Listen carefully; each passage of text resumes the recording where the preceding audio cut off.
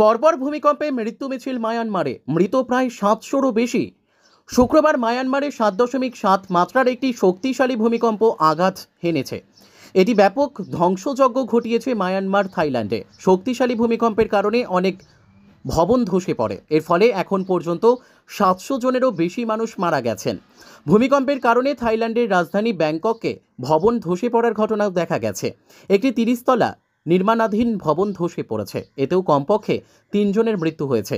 মার্কিন ভূতাত্ত্বিক জরিপ ইউএসজিএস জানিয়েছে যে ভূমিকম্পটি 10 কিলোমিটার গভীরে আঘাত হানে এবং এরপর 6.4 মাত্রার একটি শক্তিশালী আফটারশক অনুভূত হয়। ভূমিকম্পের কেন্দ্রস্থল ছিল মান্দালয় শহর থেকে প্রায় 17.2 কিলোমিটার দূরে। ভূমিকম্পের পর মায়ানমার ও থাইল্যান্ড জরুরি অবস্থা ঘোষণা করেছে। চীনা সংবাদ সংস্থা সিনহুয়া জানিয়েছে মায়ানমার সীমান্তবর্তী দক্ষিণ পশ্চিম ইউনান প্রদেশেও শক্তিশালী ভূমিকম্প অনুভূত হয়েছে, তবে সেখান থেকে কোনো প্রাণহানি বা সম্পত্তির ক্ষয়ক্ষতির খবর পাওয়া যায়নি।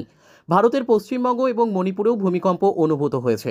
7.3 মাত্রার ভূমিকম্পের পর বাংলাদেশেও মৃদু কম্পন অনুভূত হয়েছে। ভূমিকম্প এবং তার পরবর্তী কম্পনগুলি সমগ্র অঞ্চলে আতঙ্কের সৃষ্টি করে।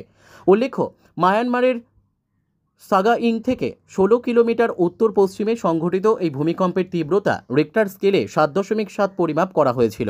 ভূমিকম্পের কেন্দ্রস্থল ছিল 22.1 ডিগ্রি উত্তর অক্ষাংশ এবং 95.92 ডিগ্রি পূর্ব দ্রাঘিমাংশে এবং ভূপৃষ্ঠ থেকে 10.0 কিলোমিটার গভীরে। এবং কম্পন থাইল্যান্ড, বাংলাদেশ, ভারত, লাওস, চীন এবং থাইল্যান্ড সহ 5টি প্রতিবেশী দেশেও অনুভূত হয়েছিল। প্রধানমন্ত্রী নরেন্দ্র মোদী শুক্রবার মায়ানমার এবং থাইল্যান্ডে ভয়াবহ ভূমিকম্পের ফলে উদ্ভূত পরিস্থিতি নিয়ে উদ্বেগ প্রকাশ করেছেন এবং বলেছেন যে এই মুহূর্তে ভারত দুই দেশকে সম্ভাব্য সকল সহায়তা প্রদান করতে প্রস্তুত। ভারত থেকেও সেখানে ত্রাণ সামগ্রী পাঠানো হয়েছে। ব্যুরো রিপোর্ট, আমাদের টিভি।